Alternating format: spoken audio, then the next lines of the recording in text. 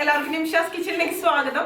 ഇന്ന് ഞാൻ തയ്യാറാക്കുന്നത് വെണ്ടക്കായ കിച്ചടിയാണ്. അപ്പൊ ഇൻട്രോ ഷൂട്ട് ചെയ്യാനുള്ള സമയത്ത് രണ്ടുപേർക്കും ഇൻട്രോയില് വരണമെന്ന് പറയുന്നു. അപ്പൊ അങ്ങനെ രണ്ടുപേരും വന്നിരിക്കുന്നുണ്ട്. ഒന്നുമില്ല.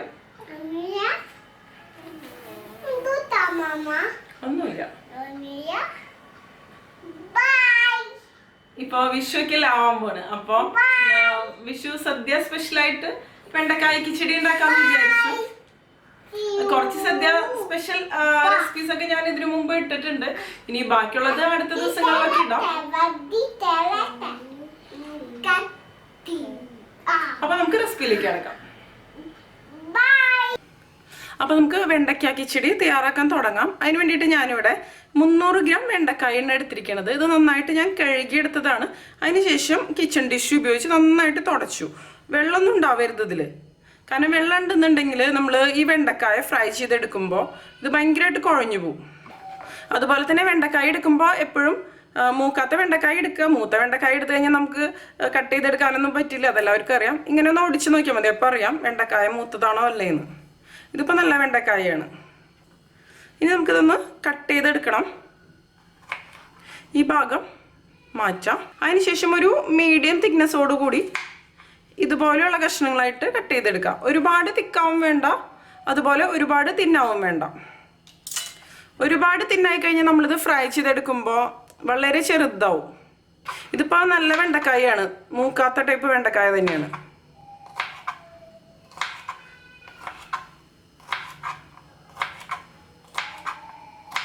വെണ്ടക്കായ കിച്ചടി എന്നൊക്കെ പറയുമ്പോൾ ഉണ്ടാക്കാൻ വളരെ എളുപ്പമാണ്. ഈ വെണ്ടക്കായ ഫ്രൈ ചെയ്തെടുക്കണ ആ ഒരു പരിപാടി മാത്രമല്ലേ ഉള്ളൂ. ബാക്കിയൊക്കെ എളുപ്പം തന്നെയാണ്. എന്തെങ്കിലും കേടൊക്കെ ഉണ്ടോയെന്ന് നോക്കുക. കാരണം വെണ്ടക്കായലൊക്കെ ചിലപ്പോൾ പുഴുവൊക്കെ ഉണ്ടാവാൻ സാധ്യതയുണ്ട്. അപ്പോൾ ഇങ്ങനെ കട്ട് ചെയ്യുമ്പോൾ നമുക്ക് അറിയാൻ പറ്റും. വെണ്ടക്കായൊക്കെ കട്ട് ചെയ്ത് കഴിഞ്ഞാൽ പിന്നെ കഴുകരുത് കേട്ടോ. പിന്നെ കഴുകി കഴിഞ്ഞത് ഭയങ്കരമായിട്ട് കുഴഞ്ഞു പോകും. പിന്നെ നമുക്ക് ഇതിൻ്റെ വെള്ളം കളഞ്ഞെടുക്കാൻ ബുദ്ധിമുട്ടായിരിക്കും. അപ്പോൾ കട്ട് ചെയ്യണതിന് മുമ്പ് ആദ്യം തന്നെ കഴുകി തുടച്ചെടുക്കുക.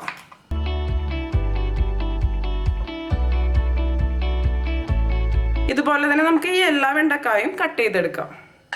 ഇതിപ്പോൾ ഓരോന്നോരോന്നെടുത്ത് കട്ട് ചെയ്യണമെന്നൊന്നുമില്ല, എല്ലാം കൂടി ഒരുമിച്ച് വെച്ച് നമുക്ക് കട്ട് ചെയ്യാം. ഇതിപ്പോൾ എല്ലാവരും ചെയ്യണതൊക്കെ ഇനിയായിരിക്കും, പക്ഷെ ബിഗിനേഴ്സിന് കുറച്ച് യൂസ്ഫുൾ ആയിക്കോട്ടെ എന്ന് വെച്ചിട്ടാണ് ഞാൻ കാണിക്കണത്. പിന്നെ വെണ്ടക്കായ എടുക്കുമ്പോൾ കുറച്ച് അധികം എടുക്കുക. അതായത് നമ്മുടെ വീട്ടിൽ എത്ര മെമ്പേഴ്സ് ഉണ്ടെന്നുണ്ടെങ്കിൽ അതിനനുസരിച്ച് എടുക്കാം. ഇത് ഫ്രൈ ചെയ്ത് വരുമ്പോൾ വളരെ കുറച്ചേ ഉണ്ടാവുള്ളൂ. ഇതിപ്പോൾ ചെറിയൊരു അളവ് തന്നെയാണ് ഞാൻ കാണിക്കണത്.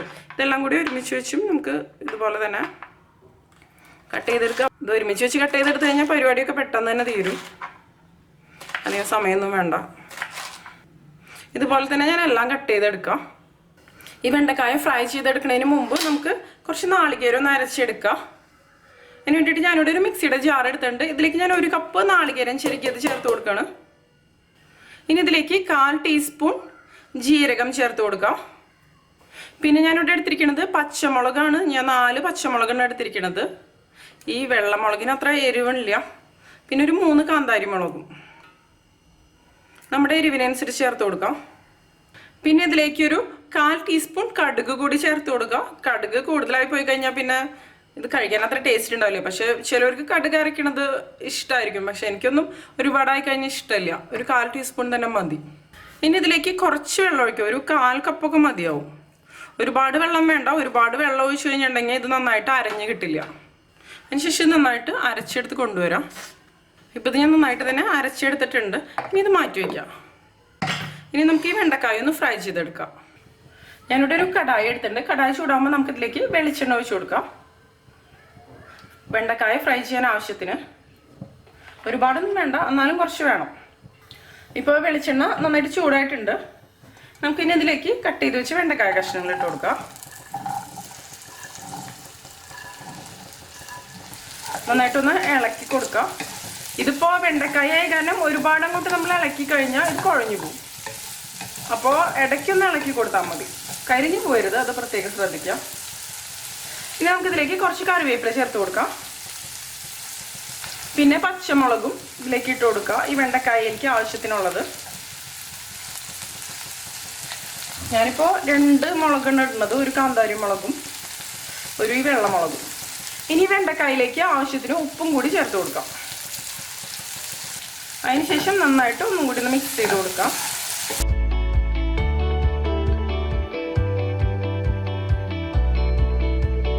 ഇത് കുറച്ച് സമയം ഞാൻ ഹൈ ഫ്ലെയിമിൽ തന്നെയാണ് വെച്ച് കൊടുക്കണത്. അപ്പോൾ ഒരുപാട് അങ്ങോട്ട് കുഴഞ്ഞു പോവില്ല. അത് കഴിഞ്ഞ് ഒന്ന് ഡ്രൈ ആയിട്ട് വരുമ്പോൾ നമുക്കിത് മീഡിയം ഫ്ലെയിമിലോട്ട് വെച്ച് കൊടുക്കാം. വെണ്ടക്കായ മെഴുക്ക് പുരട്ടിയൊക്കെ തയ്യാറാക്കുമ്പോൾ പലരും പറയുന്ന കേട്ടിട്ടുണ്ട് വെണ്ടക്കായ കുഴഞ്ഞ് പോകണമെന്നൊക്കെ. ഈ ഒരു രീതിയിലൊന്ന് ട്രൈ ചെയ്ത് നോക്കിക്കഴിഞ്ഞിട്ടുണ്ടെങ്കിൽ കുഴയാതെ നമുക്ക് കിട്ടും. ഈ വെണ്ടക്കായ ഒന്ന് ഫ്രൈ ആയിട്ട് വരണം. എന്നാൽ ഒരുപാട് അങ്ങോട്ട് ക്രിസ്പി ആവരുത്, എന്നാലും ചെറുതായിട്ടൊന്ന് ക്രിസ്പി ആയിട്ടുള്ള രീതിയിൽ വരണം.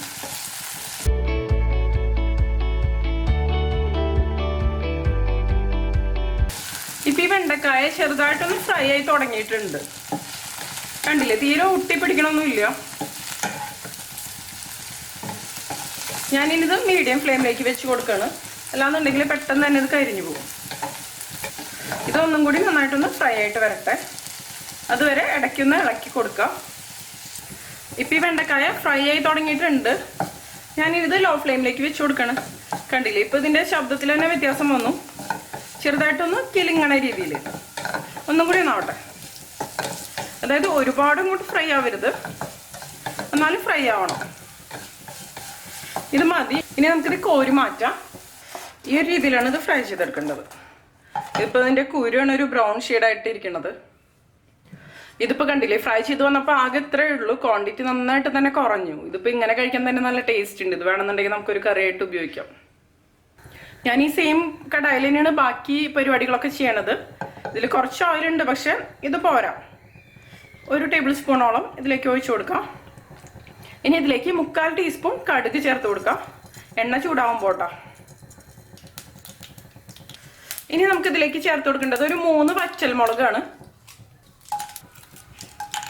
ഒന്ന് പൊട്ടിച്ചിട്ട് കൊടുക്കാം. ഇനി ഒന്ന് നന്നായിട്ടൊന്ന് ഇളക്കി കൊടുക്കാം. കടുക് നന്നായിട്ട് പൊട്ടി വരണം, അല്ലാന്നുണ്ടെങ്കിൽ നമ്മൾ കടുക് കടിക്കുമ്പോൾ കയ്പ്പ് രസം ഉണ്ടാവും.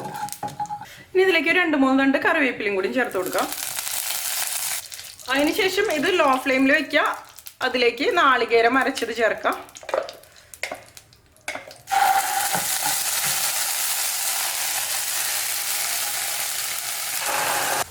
ഇനി ഇതിലേക്ക് ഒരു 1/4 കപ്പ് വെള്ളം കൂടിയും ഒഴിച്ചു കൊടുക്കാം. ഇനി നാളികേരത്തിൻ്റെ പച്ചമണം മാറണ വരെ ഒന്ന് ഇളക്കി കൊടുക്കാം. ഒരു 5-6 മിനിറ്റ് മതി, ഒരുപാട് സമയമൊന്നും വേണ്ട.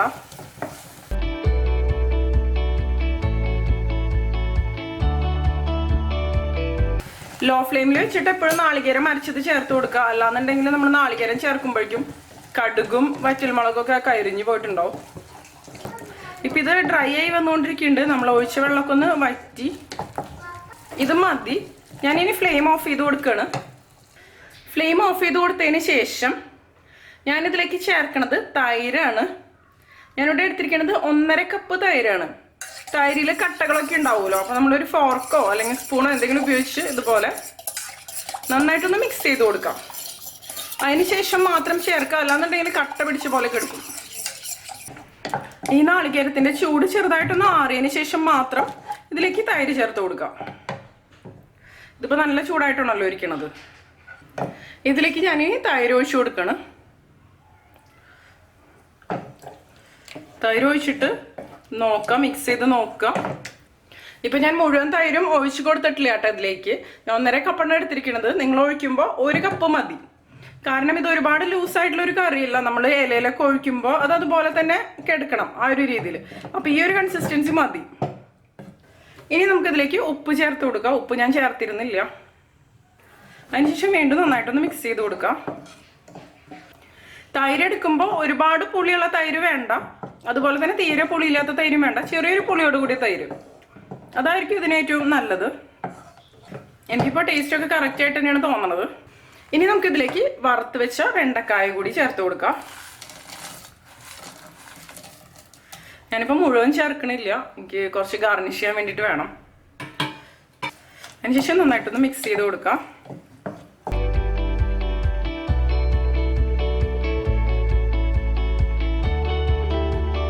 ഇപ്പം നമ്മുടെ ടേസ്റ്റി ആയിട്ടുള്ള സദ്യ സ്റ്റൈൽ വെണ്ടക്കായ കിച്ചടി റെഡി ആയിട്ടുണ്ട്.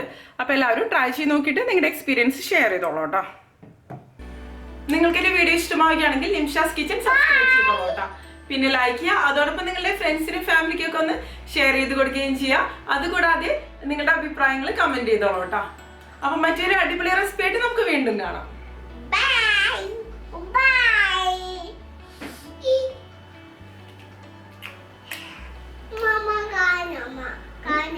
കഴിഞ്ഞു.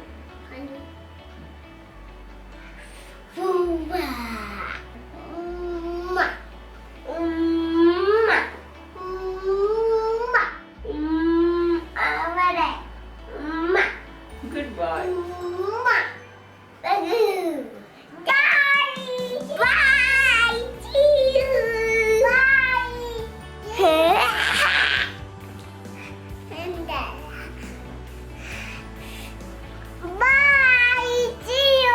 Mama, give me the